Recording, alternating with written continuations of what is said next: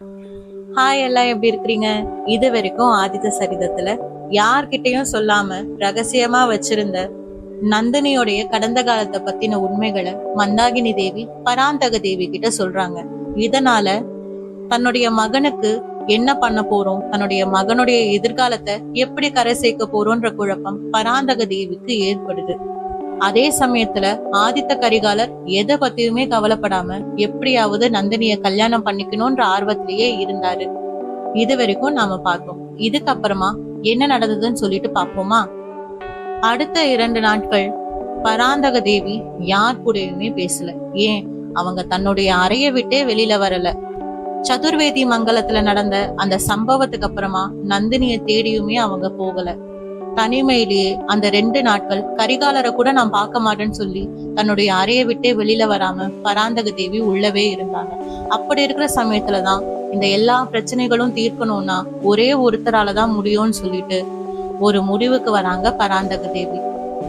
அடுத்த நொடியே தாமதிக்காம தஞ்சாவூர்ல இருக்கிற வானவன் மாதேவிக்கு ஒரு ஓலையை எழுதுறாங்க.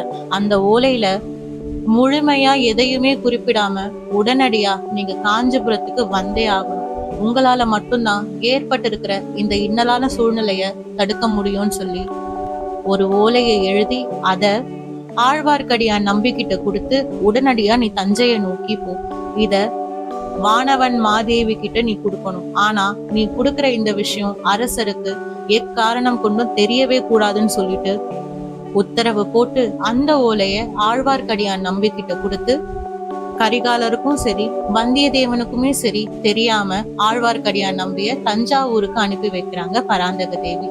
அப்படி காஞ்சிபுரத்துல இருந்து கிளம்பின ஆழ்வார்க்கடியான் நம்பி போகிற வழியிலேயே காஞ்சிபுரத்துடைய எல்லையில 3 பேரை பாக்குறான். அந்த 3 பேரும் பாக்குறதுக்கு வெளியூர்காரங்க மாதிரியே இருக்கிறாங்களேன்னு சொல்லி அவங்க கிட்ட பேச்சு கொடுக்கும் போதுதான் தெரிய வருது, அவங்க காந்தலூர் சாலையில இருந்து சேர தேசத்து அரசர் சாந்தனு மகாராஜருடைய ஓலையை தாங்கி வந்திருக்கிறாங்க, பராந்தக தேவிய பாக்கணும்னு சொல்லிட்டு வந்திருக்கிறாங்கன்ற விஷயம் நம்பிக்கு தெரிய வருது. ஆனா இந்த சூழ்நிலையில ஏற்பட்டிருக்கிற சில குழப்பங்களால பராந்தக தேவிய இவங்க பார்த்து கையோட அவங்கள சேர தேசத்துக்கு அழைச்சிட்டு போயிட்டாங்கன்னா அதனால ஏதாவது இன்னல்கள் ஏற்படுமோ, ஒருவேளை தற்சமயத்துக்கு இவங்க பராந்தக தேவிய சந்திக்காம இருக்கிறது தான் நல்லதா இருக்குமோன்னு நினைச்ச ஆழ்வார்க்கடியார் நம்பி அவங்க எப்பவோ தஞ்சாவூருக்கு கிளம்பிட்டாங்களே, நீங்க தேவையில்லாம அவங்கள காஞ்சிபுரத்துக்குள்ள தேடிட்டு இருக்கீங்க, நானும் தஞ்சாவூருக்கு தான் போறேன், வாங்கல எல்லாம் ஒன்னா போகலான்னு சொல்லி அவங்கள திசை மாத்தி தஞ்சாவூருக்கு தான் கூடவே அழைச்சிட்டு போறாரு ஆழ்வார்க்கடியார் நம்பி. அதே சமயத்துல தஞ்சாவூர்ல தன்னுடைய அரண்மனையில சுந்தர சோழருடைய மகளான குந்தவை பிராட்டியும் அவ கூடவே அவளுடைய தோழிகளும் ரொம்ப சந்தோஷமா பொழுத கழிக்கிறாங்க. அவளுடைய தோழிகள்ல ஒருத்தியா பழுவேட்டரர்களுடைய இளவரசியான உமையாளும் இருக்கிறா. ஆனா உமையாள் எப்பவுமே பகல் கனவு கண்டா மாதிரியே இருக்கா.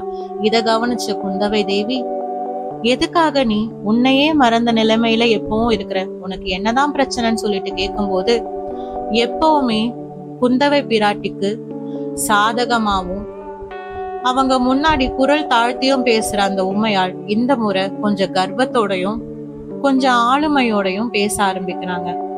எனக்கு ரொம்ப சந்தோஷமா இருக்குது, எதிர்காலத்துல நான் உங்களுடைய அந்நியாரா வரப்போறேன்ற விஷயம் எனக்கு ரொம்ப பெருமையா இருக்குது. அது மட்டும் இல்லாம இந்த சோழ தேசத்தையே ஆள போற ஆதித்த கரிகாலருடைய பட்டத்து மகிழ்ச்சியா நான் அவருக்கு சேவகம் செய்ய போறேன்னு நினைச்சாலே எனக்கு ரொம்ப பெருமையா இருக்குதுன்னு சொல்லி பெருமிதப்படவும் குந்தவை பிராட்டிக்குமே உமையாளுடைய பேச்சுல ஏதோ ஒரு கர்வம் தெரியுது. தன்னுடைய அண்ணனை கல்யாணம் பண்ணிக்கணும்ன்ற விஷயத்தை தாண்டி அவ அரியணைக்கு ஆசைப்படுறாளோன்ற விஷயம் குந்தவை பிராட்டிக்குமே தெரிய வருது. அதனால இந்த கர்வத்தை இப்படியே வளர விடக்கூடாதுன்னு நினைச்ச குந்தவை பிராட்டி உமையாள் கிட்ட, அது என்னவோ உண்மைதான், சோழ தேசத்தையே ஆள போற ஆதித்த கரிகாலனுடைய மனைவினா சும்மாவா? ஆனா என்னுடைய அண்ணன் தான் எவ்வளவு நல்லவன், இந்த சோழ தேசத்துடைய அரியணைய தான் கூட அலங்கரிக்க போற அந்த ஒருத்திய தேர்ந்தெடுக்கிற உரிமைய அவன் எனக்கு கொடுத்திருக்கிறானே, நான் பார்த்து எந்த பொண்ணை கை காட்டுறனோ அந்த பொண்ணதான் நிச்சயமா என்னுடைய அண்ணனும் கல்யாணம் பண்ணிப்பான். நீ ஒன்னும் கவலைப்படாத, என்னுடைய கை வீரர்கள், அதுலயும் குறிப்பா என்னுடைய ஆள்காட்டி விரல் நிச்சயமா உன்னை நோக்கிதான் காட்டி இருக்கும்னு சொல்லவும் உமையாளுக்கு இந்த இடத்துல ஒரு பயம் ஏற்படுது. அதனால தன்னுடைய ஆளுமை அதிகாரத்தை எல்லாத்தையும் தாண்டி குந்தவை பிராட்டி எங்க நம்மளை தாண்டி வேற யாராவது ஒரு இளவரசிய கரிகாலருக்கு கை காட்டிட்டு போறாங்கன்ற அச்சத்துல உமையாளுமே பணிஞ்சு போறா. திருமணம் ஆகிற வரைக்கும் இவகிட்ட அடங்கி போறதுதான் கரிகாலரை கல்யாணம் பண்ணி இந்த சோழ தேசத்து அரியணை அடையறதுக்கான ஒரே வழின்ற விஷயம் உமையாளுக்கு நல்லாவே தெரிஞ்சிருந்தது. அதனால வேறு வழியே இல்லாம உமையாளும் குந்தவை பிராட்டி சொல்ற எல்லா விஷயங்களையும் செய்து அவங்களுக்கு ஒரு சேவகியாவே வாழ்ந்துட்டு இருக்கிறா. அதே சமயத்துல இளவரசர் ஆதித்த கரிகாலர் காஞ்சிபுரத்துல தன்னை தவிர தன்னை சுத்தி இருக்கிறவங்க எல்லாருமே தன்னுடைய திருமண வாழ்க்கைய பத்தி யோசிக்கிறாங்க, அவங்க எல்லா முடிவையும் எடுக்கிறாங்கன்ற விஷயம் கொஞ்சம் கூட தெரியாம நந்தினிய பத்தி மட்டுமே யோசிச்சுட்டு இருக்கிறாரு. அவர் நந்தினி தன்னை ஏத்துப்பாளா ஏத்துக்க மாட்டாளான்ற விஷயத்தை எல்லாத்தையும் தாண்டி அவ கூட வாழற வாழ்க்கை எப்படிப்பட்டதா இருக்கும், எவ்வளவு இனிமையானதா இருக்கும், அந்த வாழ்க்கையில எப்படிப்பட்ட உன்னதமான காதல் இருக்கும், நேசம் இருக்கும் அப்படின்ற விஷயத்தை எல்லாத்தையும் யோசிச்சுட்டு இருந்தாரு. இதனால தன்னுடைய அரண்மனையில அவருமே தனிமையில இருந்தாரு. இந்த விஷயத்த பராந்தக தேவி கவனிக்கிறாங்க. ஆனா பராந்தக தேவிக்கு நல்லாவே தெரியும் ஆதித்த கரிகாலருடைய இந்த கனவு அவருடைய வாழ்க்கைய மட்டும் இல்லாம சோழ தேசத்து மக்களுடைய வாழ்க்கையும் சரி, இந்த காஞ்சிபுரத்து மக்களுடைய வாழ்க்கையும் சரி சேர்த்து அழிச்சிடும்ன்ற விஷயம் பராந்தக தேவிக்கு நல்லாவே தெரியும். அதனால இளவரசர் மனசுல இருந்த அந்த ஆசைகள் எல்லாத்தையும் வேரோட எப்படியாவது சாய்க்கணும்னு சொல்லி பராந்தக தேவி ஒரு முடிவுக்கு வராங்க.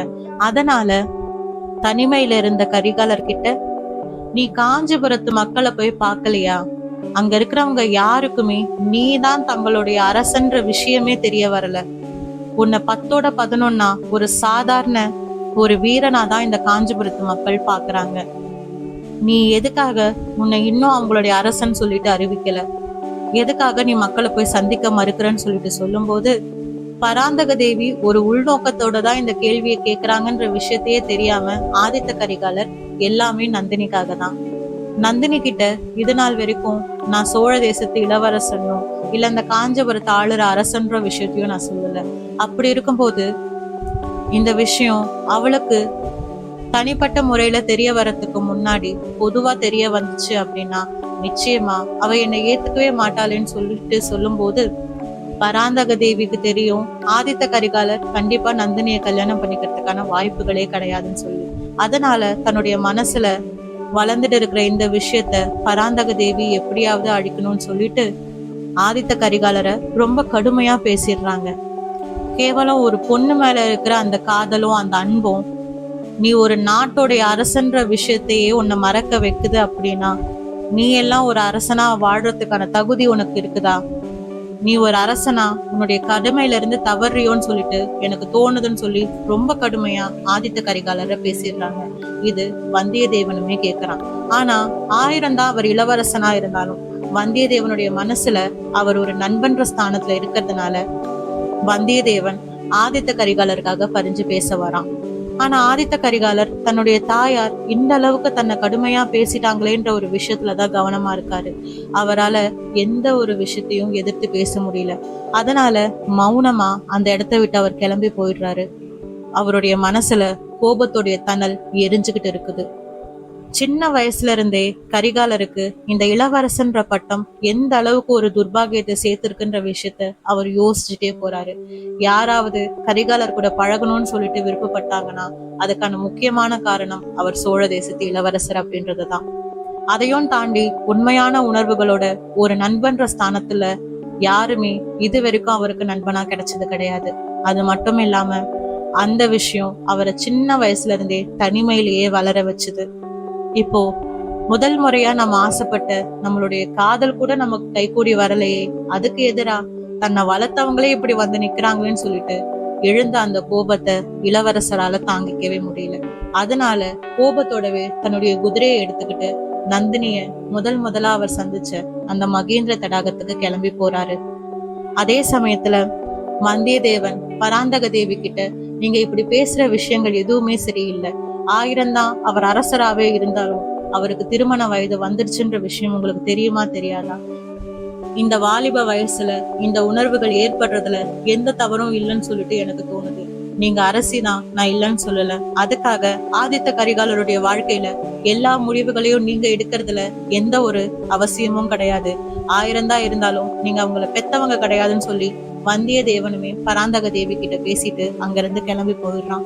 பராந்தக தேவிக்கு இந்த வார்த்தைகள் திரும்ப திரும்ப அவங்களுடைய காதுல ஒலிச்சுட்டு இருக்கு. அவன் சொன்னது உண்மைதானே. 1000 இருந்தாலுமே கரிகாலரை பெத்தெடுத்தவங்க இந்த பராந்தக தேவி கிடையாது. ஆனா அவருடைய வாழ்க்கை எந்த ஒரு சூழ்நிலையிலையும் அழிஞ்சு போயிடக்கூடாதுன்னு சொல்லிட்டு ஆசைப்படுற ஒரு சாதாரண வளர்ப்பு தாய் தான் அவங்க.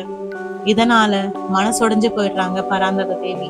அதே சமயத்துல மகேந்திர தடாகத்துக்கு இளவரசர் ஆதித்த கரிகாலர் வராரு. வந்தவர் கொஞ்ச நேரம் தனிமையில செலவிடலான்னு சொல்லிட்டு அந்த இடத்துல இருக்கும்போது திடீர்னு ஒரு பெண்ணுடைய அலறல் சத்தம் அவருடைய காதுல விழுது. யார் அந்த பெண், எங்க இருந்து அந்த சத்தம் வருதுன்னு சொல்லிட்டு இளவரசர் போய் பார்க்கும்போது அந்த இடத்துல நந்தினி கண்கள்ல பயத்தோட எதையோ பார்த்து மிரண்டு போய் நின்னுட்டு இருந்தா. அவ எதை பார்த்து இப்படி மிரண்டு போய் நிக்கிறான்னு சொல்லிட்டு ஆதித்த கரிகாலர் பார்க்கும்போது அந்த இடத்துல ஒரு சிங்கம் ஒண்ணு நின்னுட்டு இருந்துச்சு. அந்த சிங்கம் நந்தினியை தாக்கலான்னு சொல்லிட்டு அடி மேல அடி எடுத்து வச்சு வந்துட்டு இருந்துச்சு. இத ஆதித்த கரிகாலர் கவனிக்கிறாரு. அந்த சூழ்நிலையில நந்தினியை எப்படியாவது அந்த சிங்கத்துக்கிட்ட இருந்து காப்பாத்தியே ஆகணும்னு சொல்லிட்டு ஆதித்த கரிகாலரும் முயற்சி பண்றாரு. தன்னவளை தன்னுடைய கண் முன்னாடி தாக்க வந்த அந்த சிங்கத்துக்கிட்ட இருந்து பயங்கரமா போராடி அது மனுஷங்களையும் மற்ற விலங்குகளையும் வேட்டையாடுற ஒரு விலங்குன்னு கூட பார்க்காம தன்னுடைய குறுகிய வாளால அந்த சிங்கத்தை தன்னுடைய கைகளாலேயே கொன்னு ஆதித்த கரிகாலர் நந்தினியை காப்பாத்துறாரு. இந்த விஷயத்தெல்லாம் கவனிச்ச கண் எதிரில பார்த்த நந்தினி என்ன பண்றதுன்னே தெரியாம அப்படியே மயங்கி போய் கீழே விழுந்துடுறா. நந்தினிய தாக்க வந்த அந்த சிங்கமும் ஆதித்த கரிகாலருடைய கைகளாலேயே மரணத்தை தழுவுது.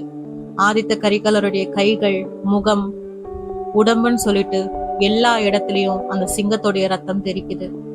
அவ்வளவு நேரம் தன்னுடைய மனசுல அவர் அடக்கி வச்சிருந்த எல்லா கோபத்தையும் அந்த சிங்கத்து மேல காமிச்சு தன்னுடைய கோபத்தை தணிக்கிறாரு ஆதித்த கரிகாலர். அதே சமயத்துல நந்தினி அந்த இடத்துடைய ஒரு மூலையில மயங்கி கிடக்கிறதையும் ஆதித்த கரிகாலர் பாக்குறாரு. அவர் கிட்ட இருந்து ஒரு பெரிய மூச்சு ஒண்ணுதான் வெளிவந்தது. அந்த மூச்சு காத்து எதுக்காக? இவ்வளவு பெரிய ஒரு மாவீரனான தனக்கு இப்படி ஒரு பயந்த சுபாவம் இருக்கிற ஒரு பொண்ணு மேல விருப்பம் வந்திருக்குன்றதுனாலயா, இல்ல தன்னுடைய கோபம் எல்லாமே இவளை பார்த்த உடனே அடங்கி போகுதே அப்படின்றதுனாலயா? இதுக்கப்புறமா என்ன நடந்திருக்கும்? ஆதித்த கரிகாலரும் நந்தினியும் தனிமையில இப்ப சந்திச்சிருக்கிற இந்த சந்திப்பு அவங்களுடைய மனசுல இருக்கிற அந்த பூசல்களை, அந்த சண்டைகளை, அந்த கோபதாபங்கள் எல்லாத்தையும் மாத்தி அமைக்குமா? வந்தியத்தேவன் ஒரு அரசியார்னு கூட பார்க்காம பராந்தக தேவி கிட்ட உதிர்த்த அந்த கடுமையான வார்த்தைகள் எல்லாம் பராந்தக தேவிய எந்த அளவுக்கு பாதிச்சுது? இப்ப இளவரசருடைய வாழ்க்கைக்கு அது எந்த விதத்துல உதவ போகுது? பராந்தக தேவி இதுக்கப்புறமா என்ன முடிவை எடுத்திருப்பாங்க? தஞ்சாவூருக்கு ஆழ்வார்க்கடியானால போகப்பட்ட அந்த காந்தரூர் சாலையில இருந்து வந்தவங்க தஞ்சாவூர் அடைச்சாங்களா? வானவன் மாதேவி கிட்ட பராந்தக தேவியோடைய ஓலை போய் சேர்ந்துச்சா? மீண்டும் அடுத்த அத்தியாயத்தில் சந்திக்கும் வரை விடை பெறுகிறேன்.